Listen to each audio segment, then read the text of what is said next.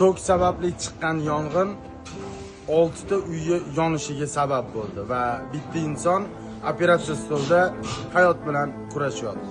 Bunaqa videolarni bilasizlar, bekordan bekor olmaymiz. Sizlar ko'rib turganingizdek, uyi unaqa sharoiti zo'r emas. Puli ko'p odamlarni uyi ham yondi deyolmaymiz. Bittasi aynan mana shu 6 ta uydan bitta yongani, bizning yaqin akamizning uylari. Sharoitligi rostdan yo'q. O'zlarini qo'llarida bo'lsa, misol uchun boshqa odamlarga yordam qilishga harakat qiladigan inson, endi o'rtoqlar, yordam qilish sizlarni va bizani qo'limizda. Bugun Arafa, ertaga Hayit, savobni eng kattasini olmoqchi bo'ladigan bo'lsanglar o'rtoqlar, pastdagi karta raqamlarga qo'lingizdan kelgancha 500 so'm, 1000 so'm, 5000, 10000 qancha qo'lingizdan keladigan bo'lsa o'rtoqlar, tashlashingiz mumkin.